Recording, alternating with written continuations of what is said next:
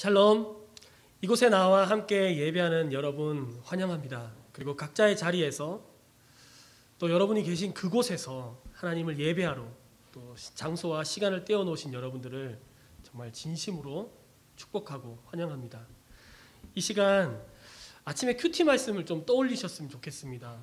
99마리의 양을 놓아두고 잃어버린 양을 찾아 나서시는 하나님 아버지의 마음. 10 드라크마가 있었는데 잃어버린 그 드라크마를 향한 그 하나님 아버지의 마음, 잃어버린 영혼을 향한 주님의 마음을 한번 떠올리셨으면 좋겠습니다. 우리 하나님의 마음, 아버지 당신의 마음이 있는 곳에 나의 마음이 있기를 원해요. 우리 함께 찬양하시겠습니다.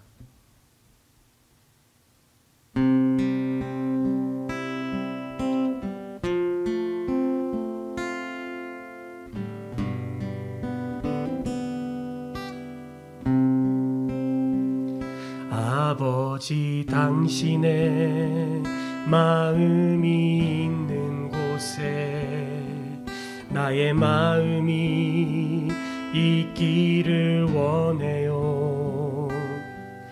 아버지 당신의 눈물이 고인 곳에 나의 눈물이 고이길 원해요. 아버지 당신이 바라보는 영혼에게 나의 두 눈이 향하길 원해요. 아버지 당신이 울고 있는 어두운 땅에 나의 두 발이 향하길 원해요. 나의 마음이 아버지의 마음 알아. 내 모든 뜻 아버지의 뜻이 될 수 있기를. 나의 온 몸이 아버지의 마음 알아. 내 모든 삶 당신의 삶 되기를. 아버지 당신의 마음이 있는 곳에 나의 마음이 있기를 원해요. 아버지 당신의 눈물이 고인 곳에 나의 눈물이 고이길 원해요. 당신이 바라보는 영혼에게 나의 두 눈이 향하길 원해요.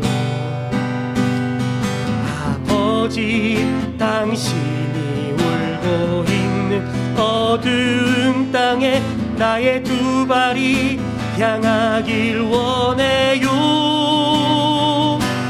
나의 아버지의 마음 알아. 내 모든 뜻 아버지의 뜻이 될 수 있기를. 나의 온 몸이 아버지의 마음 알아. 내 모든 삶 당신의 삶 되기를. 나의 마음이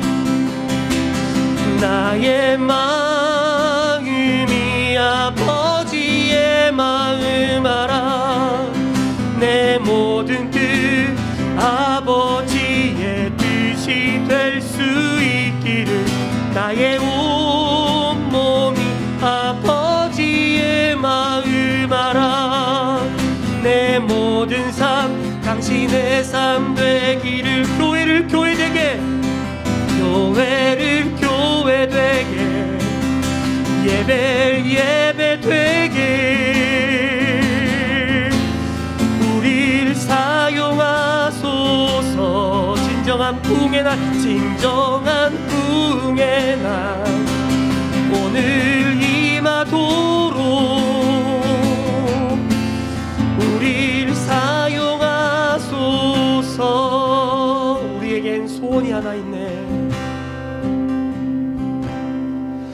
우리에겐 소원이 하나 하나 있네. 아멘. 주님 다시 오실 그날까지 우리 가슴에 새긴 주의 십자가 사랑 나의 교회를 사랑케 하네. 주의 교회를 향한 우리 마음 희생과 포기와 가난과 고난 하물며 죽음조차 우릴 막을 수 없네. 우리 교회는 이 땅의 희망 교회를 교회 되게 예배를 예배 되게 우릴 사용하소서.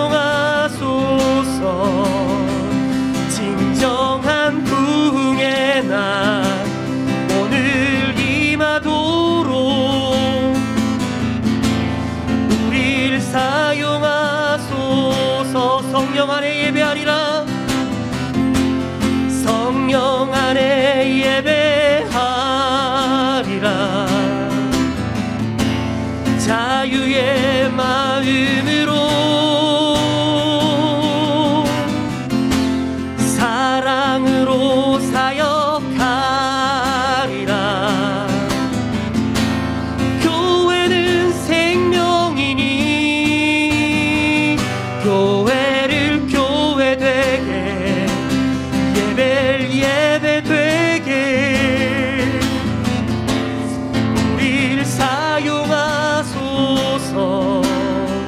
진정한 부흥의 날 오늘 임하도록 우리를 사용하소서.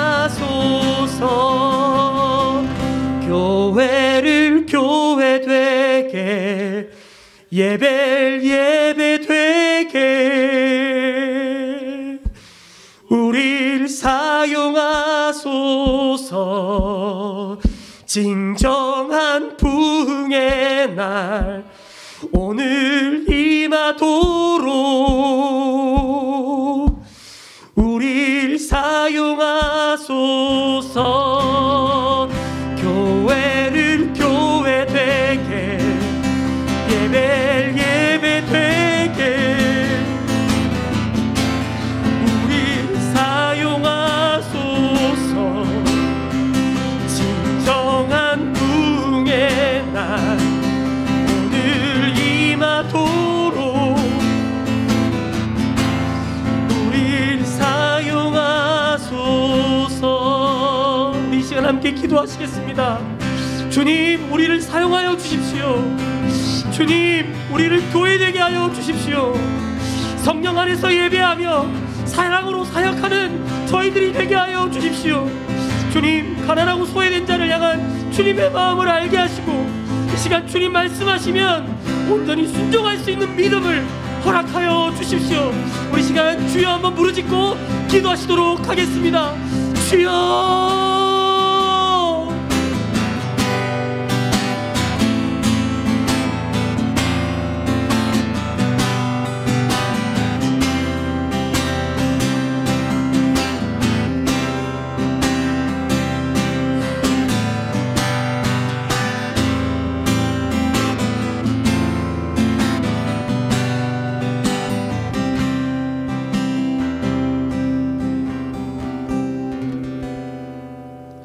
우리를 구원하여 주시고 우리가 하나님과 화목하게 지낼 수 있도록 해주신 주님 감사합니다. 우리가 예수 그리스도로 인하여 하나님 안에서 행복할 수 있음은 바로 주님께서 우리와 늘 함께 하시기 때문입니다. 주님, 이 시간 우리에게 친히 말씀하여 주시고 우리로 하여금 하나님의 말씀을 깨달을 수 있는 눈과 귀를 열어주시기를 간절히 기도합니다. 하나님 함께하여 주시옵소서. 감사드리며 예수 그리스도 이름으로 기도드립니다. 아멘. 오늘 본문은요, 로마서 1장 로마서 5장 1절로 4절 그리고 11절. 오늘 본문은 로마서 5장 1절로 4절 그리고 11절, 그리고 마태복음 11장 25절로 30절입니다.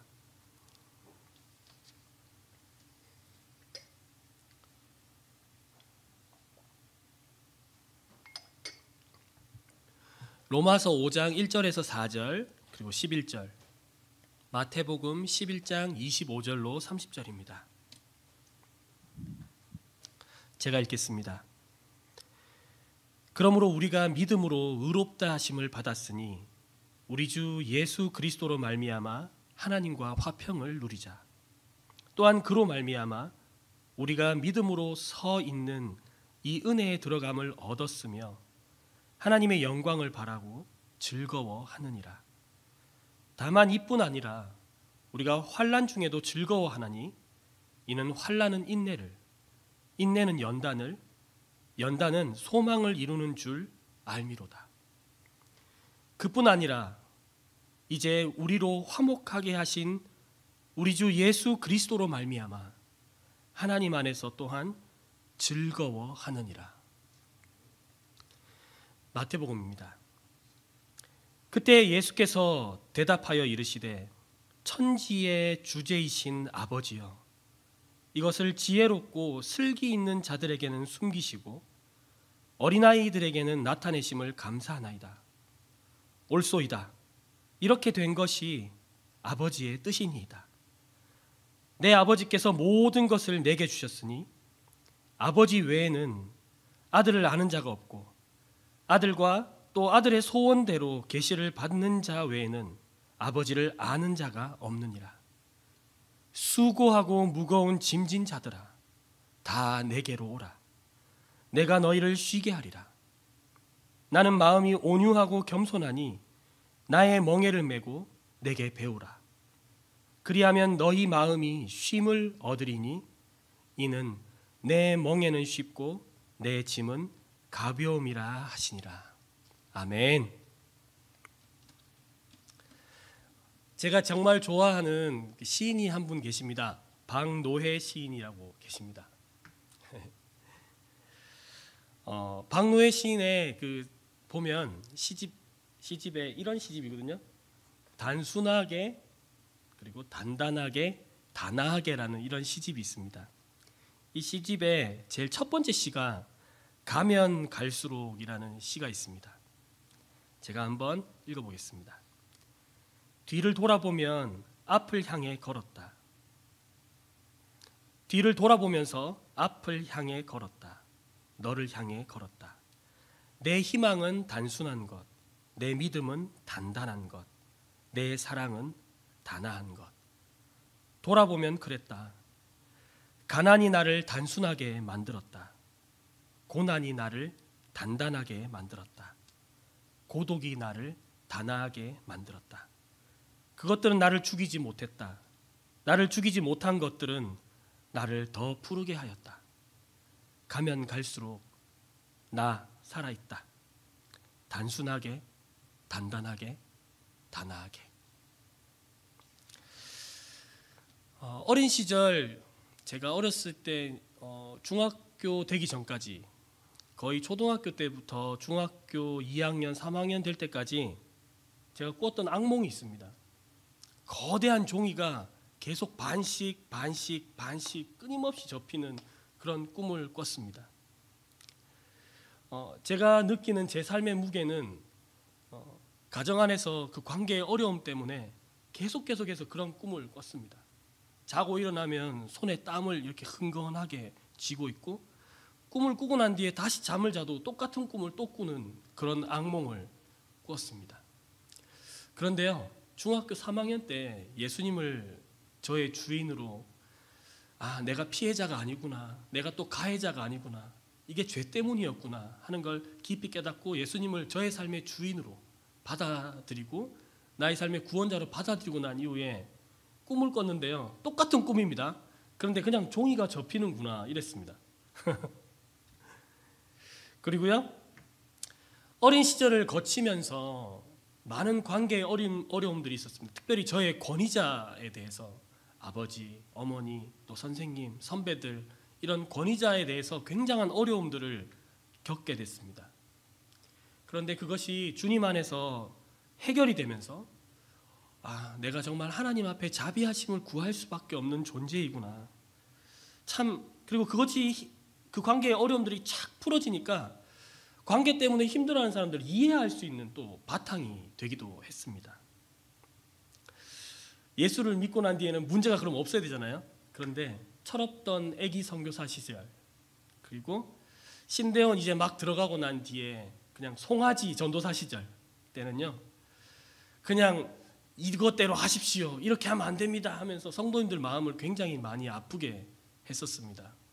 학부모님이 그러면 됩니까? 집사님이 그러면 됩니까? 이런 식으로 참 많이 난도질을 했었습니다. 제가 왜 자꾸 제 어린 시절 그리고 제 중학교 시절 저의 어린 시절들을 또 제가 부족했던 것들을 이렇게 나눔을 하냐면 여러분들에게 그 이야기를 하고 싶습니다. 그 어렵고 힘들었던 그 순간순간들 가운데 주님이 함께 하셨다는 사실을 나중에 또 설명해 드리기 위함입니다. 전도사가 됐을 때도요. 맞벌이를 도저히 이해할 수가 없었습니다. 그러니까 아내한테 제안을 했어요. 여보 우리 맞벌이 한번 해보자. 그게 근데 그렇게 힘든 건지 몰랐습니다. 아무 연고도 없는 영동이라는 마을에 갔어요. 아내는 어린이집 교사로 저는 땅콩 공장에 그 땅콩 볶는 노동자로 일했습니다. 완전히 가정이 초토화가 되더라고요. 큰아이는요. 어린 학교 갔다가 방과 후 마치고 난 뒤에 저희 공장에 왔어요. 그리고 공장 사무실에서 그 장판도 아니고 그 종이 박스 있잖아요. 이렇게 까가지고 종이 박스를 거기서 잤어요. 아이가 제가 일 마칠 때까지. 둘째하고 셋째는 어린이집에서 엄마가 선생님이니까 다 마치고 아이들은 전부 다 집에 갔는데 자기 혼자 놀면서 종이 자르고 놀면서 엄마 밤에 일 마칠 때까지 기다렸다가 집에 오면요 그냥 자기 바쁩니다. 가정 예배가 어디 있습니까? 그냥 자기 바빴습니다. 대학원 다니느라 늘어났던 학자금 대출 갚는다고 또 보증금도 없어가지고 보증금 대출 갚는다고 월세 낸다고 자동차 할부금 낸다고 그렇게 바빴습니다. 말씀 보는 시간 기도하는 전도사 출신이지 않습니까? 전도사 출신의 노동자지 않습니까? 말씀 볼 시간도 기도할 시간도 없었습니다. 그게 저의 솔직한 고백입니다. 삶의 짐에 눌려가는 가족들을 보게 됐습니다. 엄마 아빠의 사랑을 전혀 받을 수 없는 아이들 그리고 그 문제를 해결할 수 없는 저와 아내. 오늘 같은 설이잖아요. 그러면 본사에서 땅콩을 엄청 찍어냅니다. 상품화해야 되기 때문에. 그럼 하루에 18시간 이제 2주 전부터 하루에 18시간 일을 하는 거예요. 18시간 일하고 집에 잠깐 가서 옷 갈아입고 다시 와서 또 일하고 이걸 무한 반복합니다. 큰 몇 톤 트럭이 오면 까대기 하고요. 냉동실에 들어갔다가 또 큰 땅콩 볶았다가 그걸 무한 반복합니다. 육신으로도 피곤하고 시간이 없고 잠시 주일날 저 예배 잠깐 다녀오겠습니다라고 말하기도 곁에 있는 노동자들에게는 너무너무 미안하고 죄송했습니다. 그런 억눌린 마음과 짐을 여러분도 지금 지고 계실 거라고 생각합니다. 환난 중에도 우리가 우리 주 예수 그리스도로 말미암아 하나님 안에서 행복하기를 원하는 마음으로 오늘 말씀을 전하려고 합니다. 오늘 본문은요. 담임 목사님께서 로마서 강해를 쭉 하실 때 환난 가운데도 어떻게 즐거워할 수 있나라는 저의 묵상부터 시작됐습니다. 환난이 있는데 어떻게 즐거워하지? 그래 예수님이 날 구원해 주셨고 의롭다고 하셨어. 그걸로 과연 즐거워할 수 있을까? 내가? 하나님과 화평하게 됐어.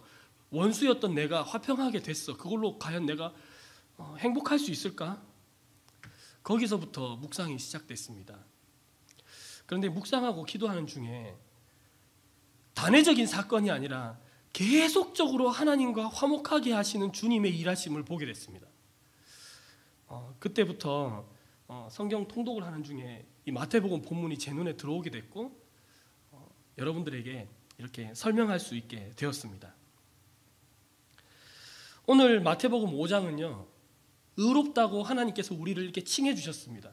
그 결과 우리 의롭다고 칭해진 이 성도와 하나님과 화목하게 된 내용입니다.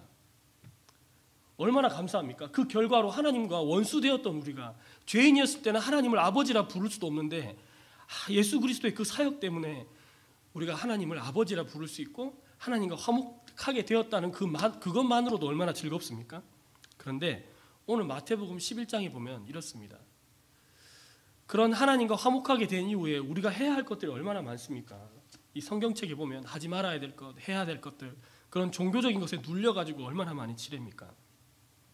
근데 그런 삶의 짐을 지고 가는 자들에게 스스로 지혜롭다 하는 자들은 감추이시고 갓난아이처럼 주님을 의지하는 자들에게는 이렇게 나타내 보이시는 그 하나님, 그 하나님의 뜻을 알게 하신 주님 감사합니다 하고 예수님이 밝혀 보이시고 난 뒤에 초청합니다. 수고하고 무거운 짐진 자들아 다 내게로 오라. 내가 너한테 참된 쉼을 주겠다. 여러분 종교적인 관습에 눌려가지고 있는 거 한번 경험해 보신 적 있습니까? 그냥 제가 한 11조로만 한번 예를 들어볼게요. 11조. 제가 두 가지 예를 들려고 하는데 11조와 예배로 예를 들려고 합니다. 11조. 이렇게 얘기하시는 분들이 있더라고요. 아무리 힘들어도 우리가 아무리 쪼들리고 힘들어도 우리가 설사 빚을 낸다 하더라도 11조는 내야 된다. 그러니까 은행에서 빚을 져가지고 11조를 내는 겁니다. 종교적인 거에 그거 11조 안 내면 지옥 가는 줄 알고. 그러니까 종교적인 짐에 눌려 있는 거죠, 이렇게. 또 그 반대도 있습니다. 대출 이자에 이제 카드 돌려막기도 다 끝난 거예요. 장기 대출, 단기 대출 다 끝난 거예요. 이제 손 벌릴 사람조차가 없어요. 아니 11조가 뭡니까? 감사 헌금도 하고 싶은데 못 하는 사람도 있습니다. 삶의 짐이 너무 무거워서. 한번 예배로 이야기해 볼까요? 예배 참석을 이야기하면 이렇습니다. 야, 아무리 아파 죽어도 그리스도인은 예배드리다 죽어야지. 그래서 예배 참석, 나 예배 참석해서 죽을란다 하고 예배 참석하시는 분도 있습니다. 또 반대로요. 아파서 걸을 수조차 없는 사람이 있습니다. 아니 이제는 뇌가 기억력이 없어가지고 교회가 어딘지도 모르는 사람도 있습니다. 어떠세요? 둘 다 그분이 종교적이든 아니면 아예 할 수가 없는 사람이든 전부 다 짐에 눌려있지 않습니까? 그런 수고하고 무거운 짐진 자들에게 예수님은 오늘 초청하십니다. 내게로 오라. 내가 너희를 쉬게 하겠다. 주님과 함께 이렇게 멍에를 쥐는 건요. 뭐라고 얘기하셨냐면 쉽대요. 그리고 가볍대요. 저 뒤에 보시면 그림이 나옵니다. PPT를 좀 넘겨주시면 뒤에 그림이 나옵니다.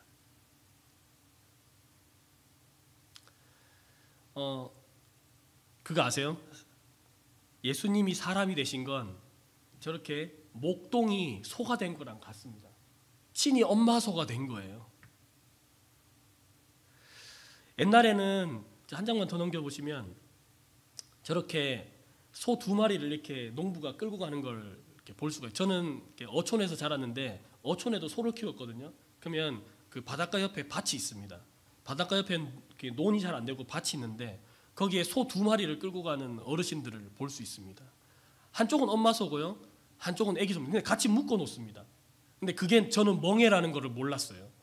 근데 안쪽에 있는 소, 그러니까 밭을 잘 갈고 숙련되고 주인의 마음을 잘 아는 소를 안소라고 합니다. 그리고 바깥에 애기 소, 배워야 하는 소를 마라소라 그래요. 예수님께서는 친히 안소가 되어주셔서 마라소인 우리, 삶의 고난과 어려운 이 거친 밭을 도저히 내 힘으로 갈 수 없는 우리들을 옆에 달고 가십니다. 실제로는요, 엄마가 그 쟁기질을 다 하는 거예요. 근데 그거를 보고 배우는 거죠. 예수님을 보고 배우도록. 그 예수님이 이렇게 이야기하세요. 나하고 같이 멍에를 매자고. 내가 가는 이 밭은, 이 멍에는, 이 짐은 무겁지 않다고. 쉽다고. 너는 그냥 와가지고 숟가락만 하나 더 얹어라. 여러분이 저 송아지가 자기가 왜 태어난지 어떻게 알겠습니까? 그리고 자기가 왜 이 밭을 갈아야 되는지 어떻게 알겠습니까? 아니, 우리 주인은 어떻게 밭을 갈아야지 이쁘게 가는 거야라는 어떻게 알겠습니까? 예수님이 인간이 되신 거예요. 예수님이 인간이 되셔가지고 그 고난과 어려움과 환난 가운데서 어떻게 주님 뜻대로 살아야 하는지를 그대로 보여주신 겁니다. 그러니까 환난 가운데도 우리가 즐거워할 수 있는 거예요. 그렇지 않겠습니까? 예수님이 이 땅에 오신 목적은요, 사랑하기 위해서 오셨습니다. 그러니까 어떻죠? 소외되고 가난하고 이렇게, 아니 이 사람은 죄인이야라고 이렇게 완전히 제껴놓은 사람들하고도 같이 식사하셨습니다. 뿐만 아니라 이 사람은 완전히 종교적인 사람이야 라는 분과도 함께 교제 나누셨습니다. 그분의 그 큰 사랑 안에서 함께 교제를 나누셨습니다. 그러니 우리는 어떻게 하면 되죠? 예수님과 함께 그 식탁의 자리에 있으면 됩니다. 제자들처럼 말입니다. 사회적 계층과는 상관이 없습니다.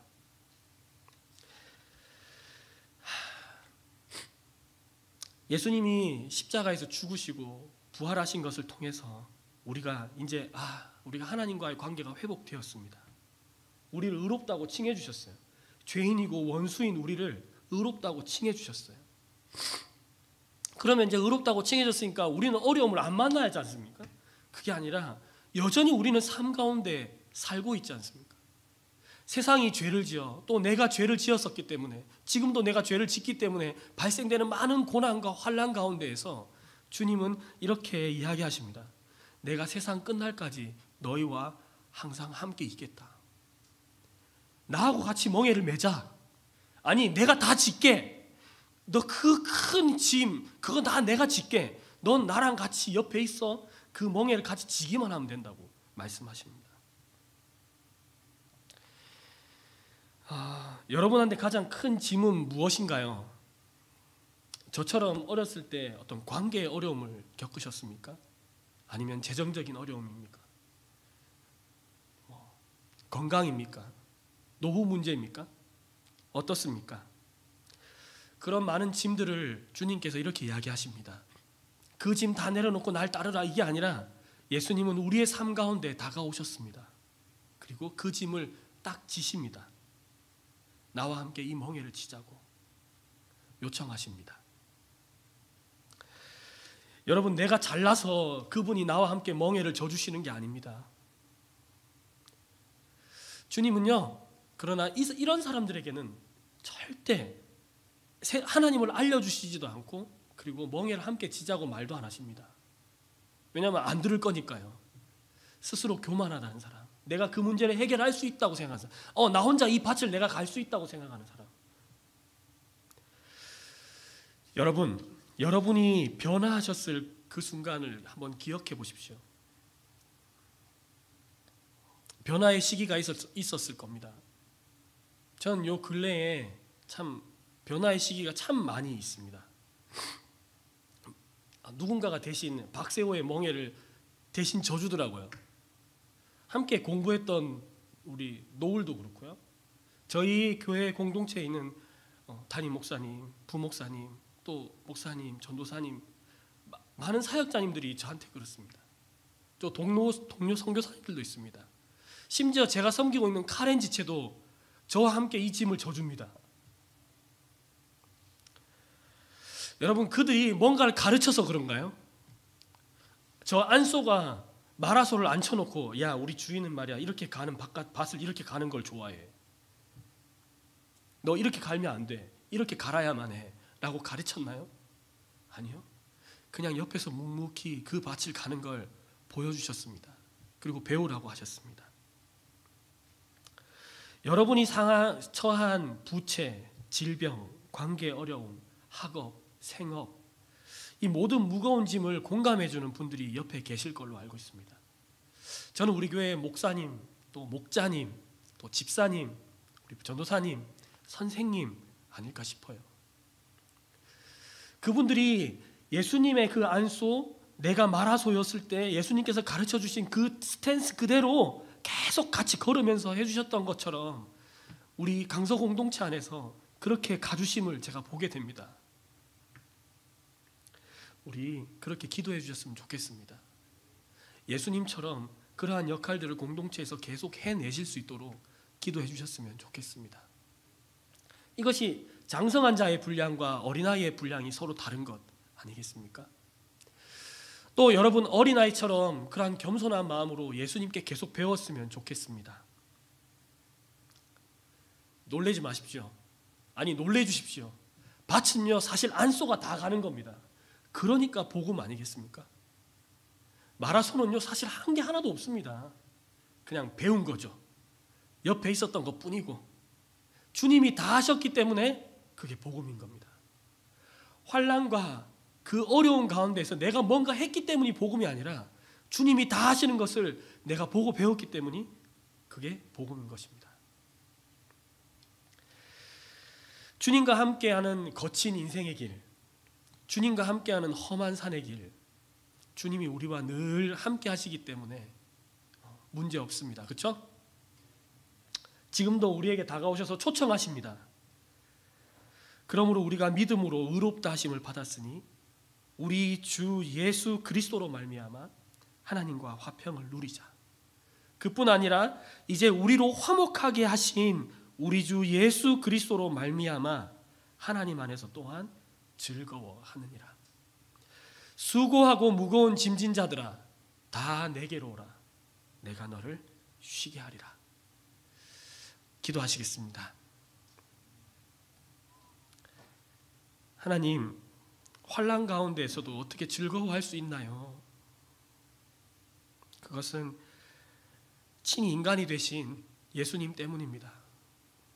그가 고통받고 그가 아프고 힘들므로 우리에게 그 짐들을 대신 져주심으로 우리가 그렇게 쉼을 누릴 수가 있었습니다. 주님, 우리와 늘 함께 하시겠다고 약속하신 주님, 제가 주님과 함께 멍에를 매겠습니다. 주님과 함께 그 짐을 지겠습니다. 주님과 함께 걷겠습니다.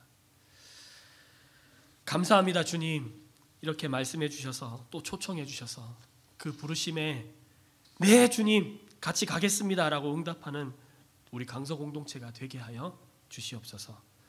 예수님 이름으로 기도드립니다. 아멘.